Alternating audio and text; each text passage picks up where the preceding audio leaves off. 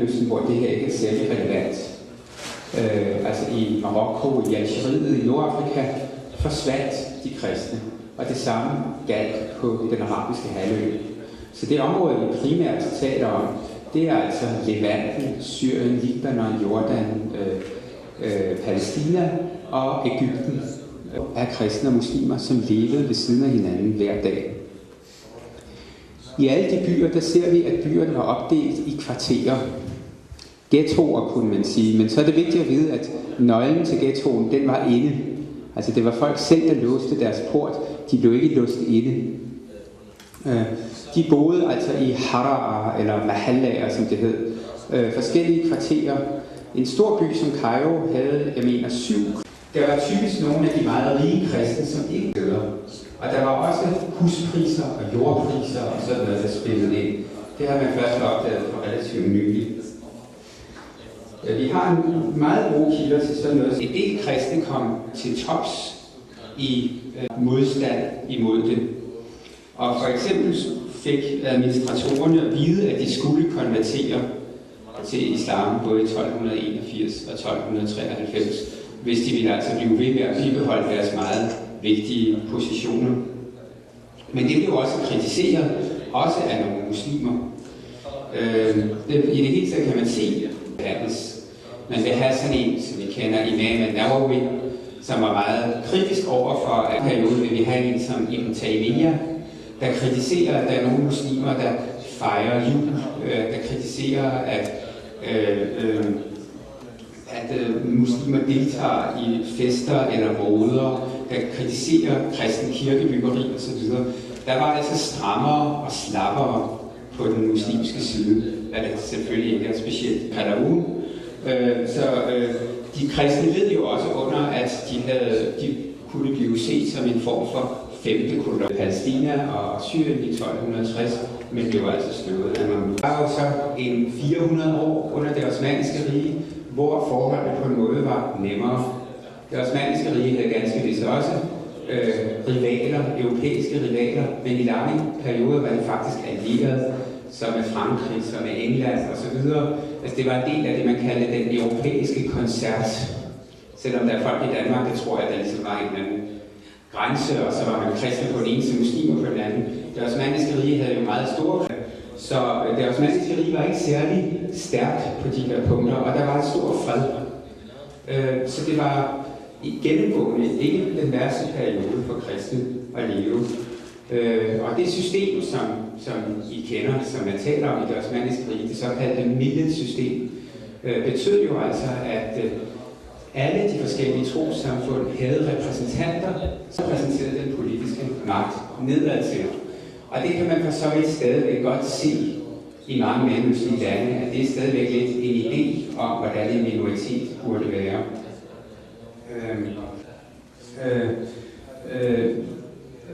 Den periode, vi kalder den tanzimatperiode, det vil sige de store omorganiseringers periode. Og en del af det afsluttes i 1876 med, at det osmanniske rige får en egentlig forfatning. Og i den forfatning, der stilles alle borgere i det osmanniske rige i princippet lige. Kristne og muslimer skal ikke længere, eller kristne og jøder skal ikke længere betale jizya, den særlige skat, fra 1856. Det vil sige, at dhimmi-begrebet ophæves. Der er helt nye forhold, der har været ikke nødvendigvis alle sammen, nogle af dem kunne være rige nok, men gennemgående så var de ydmyget og lavere stående, og sådan følte de det selv. Men nu skete det modsatte. I takt de vigtige mellemmandsroller, ikke til magten, men til de rige udenlandske stater. Og mange af de kristne blev faktisk også æresborgere for europæiske stater. Vigtige kristne købmænd havde meget nemt ved at få statsborgerskab, meget nemmere end man har i dag, i Østrig-Ungarn, eller Italien, eller Frankrig, eller hvem der havde brug for deres tjenester. Så muslimerne så altså ikke bare, at hele institutionen forsvandt, de så også, at dem, de engang havde set ned på, nærmest var nogen, de nu skulle se op på, altså socialt set, fordi de blev meget rige. Den store europæiske missionsindsats, hvor der blev bygget skoler, til kristne, som muslimer der også kunne gå i, til kristne ind i sine borgere og beskyttede dem. Osmannerne reagerede også meget hurtigt og hængte nogle af de ledere, der havde instigeret de her massakrer. Og det er den værste, der var. Der var nogle lidt lignende også i Libanon. I Palæstina skete der så også det, og det førte jo til en egentlig kolonial fase i Mellemøstens moderne historie, som muslimerne af gode grunde måtte se som tæt forbundet med kristen mission og de kristnes opstigning. Og det er et af de problemkomplekser, som jeg tror, man må sige, man slås med i den arabiske verden i dag. Hararerne, som jeg snakkede om, altså disse særlige kvarterer, hvor de kristne boede, de blev nu opløst. Folk boede meget mere spredt rundt omkring. Man flyttede ud af sit gamle kvarter, hvis man havde råd til nye og dejlige huse, hvor man boede i kernefamilier, i ejendomme, og man fik haver, og man ville have indlagt gas osv. Så hele det her kludetæppe, hvor folk boede sammen, der bliver de store byer, der vokser kraftigt i 1800-tallet. Og de byer er meget kosmopolitiske. Der bor kristne og jøder og armenere og hviderussere og alt muligt ved siden af hinanden i de samme opgange. De har hver deres kultur, de går til hver deres gudshuse, i mange tilfælde går de også til hver deres teatre, begravelseskasser, skoler osv., men de lever sammen, og de deler mange tilværelser sammen i et trossamfund, både drengeskoler og pigeskoler. Og så får man altså simpelthen tilvandring. Der kommer mange kristne og jøder til byer som Beirut og Alexandrien og Israel.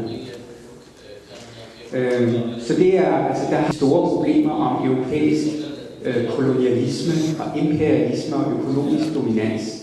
Men det er ikke særlig demonstrationer ved siden af hinanden.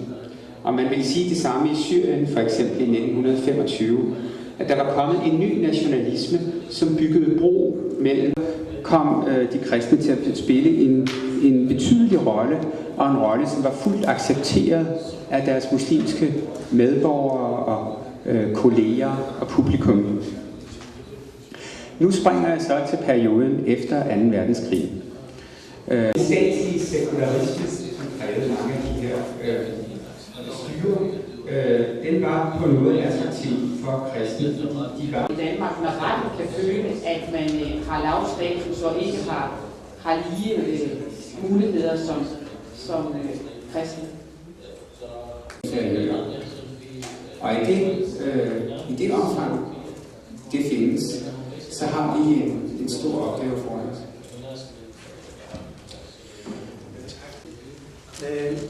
Jeg siger tak for det skal vi foredrage, men jeg synes også, som muslim, jeg savner det, nu du nævnte massakren. De fleste muslimer synes, at det er den samme opfattelse, at det vil ikke leve korstzoner, inklusive også.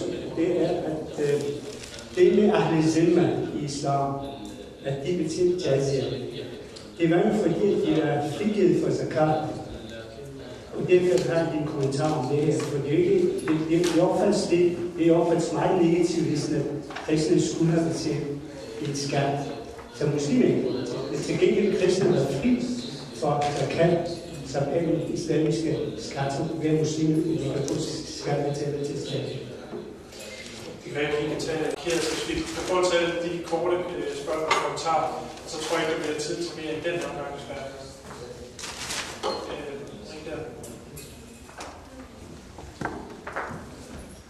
بسم الله الرحمن الرحيم. في مقالة هنالك أمر غاية في الأهمية، وهو أننا تارة نتعامل أن ما يحدث من مجازر في شرق الأرض وغربها ولا إلى الإسلام بصلة قد تتغطى تحت رضاء المسيحي وقد تتغطى تحت رضاء إسلامي، إلا أنها ليست إسلامية وليست مسيحية، لأن الدين هو الأخلاق. الدين كما قال رسول الله صلى الله عليه وآله محمد: أليس الدين إلا الحب، وهل الدين إلا الحب؟ وكما قال عيسى عليه السلام: إذا ضربك على خدك الأيمن أدر له خدك الأيسر. هذه تعاليم السماء. فقد ما أثير وتأثر بعض الإخوة ربما هنالك لغط فيه، كان يعني نوع من عدم التوضيح بالمسائل، لكن كلمته أنا أظن أنه كانت واضحة، وهذا ما يجمعنا. علينا أن ننظر إلى أننا كل إنسان. علي بن أبي طالب وصي رسول الله، أنقل لكم هذه الحادثة، قال: ما هذا في دولة الإسلام رجل يستعطي، فقالوا له: يا علي إنه رجل نصراني مسيحي، كبر وشاخ وعجز عن العمل، لا يتمكن أن يعمل. قال: ويلكم. Har livet som minoritet i muslimske lande i mange perioder i historien. Men muslimerne lever som minoritet i det kristne land, som er moderne økonomi i dag. Jeg synes, det var så meget spændende for mig at høre, når også اليوم برؤية إخواننا من الدين المسيحي، وأشكر الله الذي جمعنا وإياهم في هذا اللقاء. وأقول أشعر liste over massakre eller massakrologi eller noget sådan. Det er klart, at der er sket meget forfærdelige ting begået af kristne mod muslimer eller muslimer mod kristne. Jeg snakkede om de arabiske kristnes liv som minoritet. Det var alene det, jeg talte om.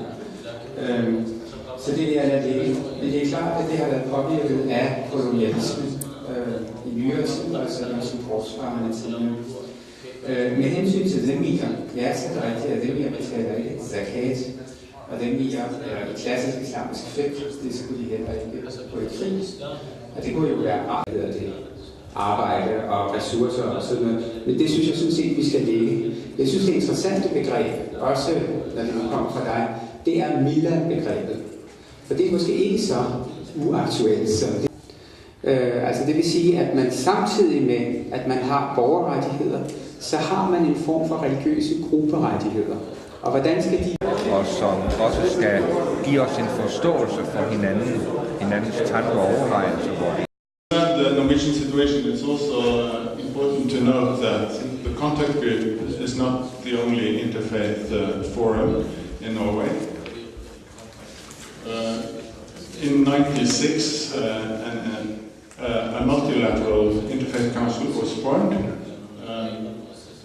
with the rather cumbersome name the Council of Religious and Life Stance Communities. So in Norway we always have to include life stances in the names of such forums, since the Humanist Association has been a part of those initiatives from the outset, along with the faith communities. I would like to mention that unlike the contact group between the Church and the Islamic Council, which clearly was a majority initiative, the Interfaith Council from 1996 came into being as the result of a minority initiative. Actually, it grew out of the minorities' protest against the plans that were announced in 1995 for a new form of religious education in school, which was meant to be compulsory for all, and which the minorities from the outset at least felt was too much dominated by Christian majority interest to become a real inclusive subject. So there was a minority alliance that was formed in protest against these plans, and out of this minority protest came the Interfaith Council, when the minorities invited the churches to join them and to establish one representative forum for all religious and lifestyle stance communities in Norway, which has later become the regular partner in dialogue for the state authorities. Out of the Interfaith Council came a more international organization in 1998, the so-called Oslo Coalition on Freedom of Religion or Belief, which really grew out of interfaith cooperation in Norway, with an aim to establish cooperation with like-minded partners in other parts of the world.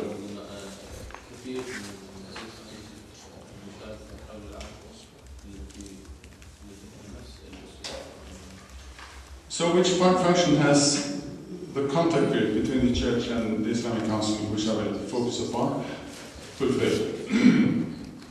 In the 1990s, I think one of the most important functions was to facilitate contact between the Muslim organizations and the state authorities. In the beginning of the 90s, the Norwegian government was reasoning more or less in the same way as the present government in Denmark, that you shouldn't have any form of contact between the government and the faith communities in terms of negotiation, should only treat your population as individual citizens, so to say.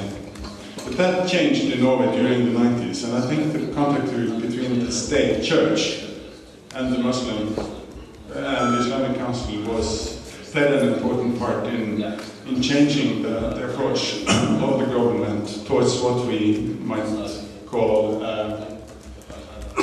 politics of recognition from the government.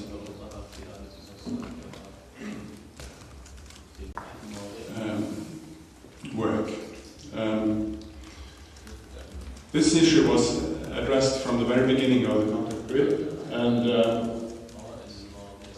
it has really been a hot issue, with the conflict of interest between the majority population and the minorities.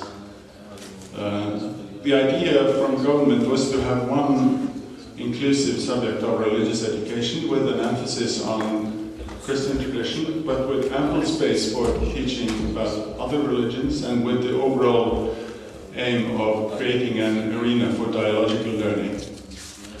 But as I mentioned, the minorities, and not least the Muslims, have felt from the outset that the whole project was too much dominated by Christian majority interests. So we had to deal with this in a number of meetings in the mid-90s. And as Christians, we were challenged to really listen to the concerns of the minorities. However, the concern for the situation of minorities has gone both ways. In '95, we had another very difficult issue on our table. You might remember that there was an incident in '95 when 3 Christians were sentenced to death in Pakistan under the blasphemy law. In the course of this matter, it was revealed that at least 2 imams in Oslo supported the death sentence in Pakistan. So we, from the Christian side, challenged the Islamic Council to take a stand, and of course we had to deal with this in one of our meetings in 1995. So I mentioned these 2 very different cases from the mid-90s as an example of how we learned to listen to the concerns of vulnerable minorities, who always risk to fall prey of majority interest, as in the Norwegian case, or majority pressure, as in the Pakistani case. The aforementioned Oslo Coalition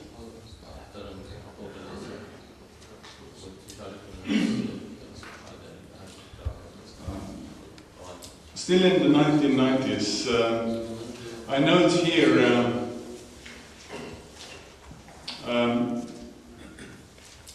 on the one hand that the contact group on numerous occasions has encouraged local churches and local mosques to establish contact in the local communities. That has been really one of our main aims, to encourage and to facilitate that kind of local contact. But beside our benign admonitions, from the mid-90s, we have also felt the need to issue a campaign that year.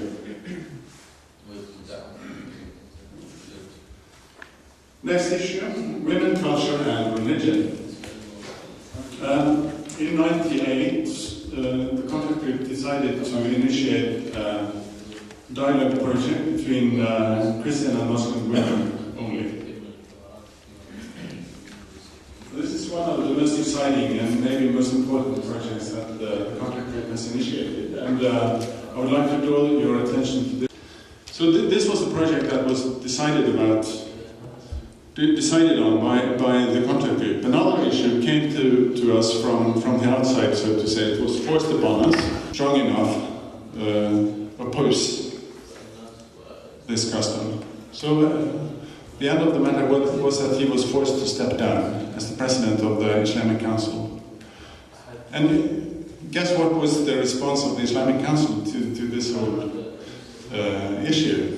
The response of the Islamic Council was to elect a woman as their next president, which is rather remarkable and might actually have historic dimensions. It's a constant theme in our discussion. This year, from the Christian side, we have felt it necessary to challenge our Muslim partners to try to include more women from the Muslim side in the contact group. In that respect, it was better 5 years ago than today.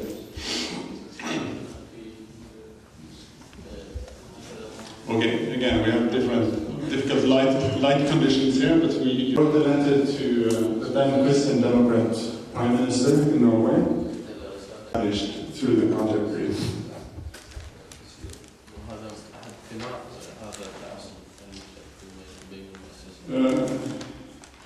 No less controversial, in 2004, the contact group decided to issue a formal statement about the Israeli-Palestine conflict, which you might study in detail later on.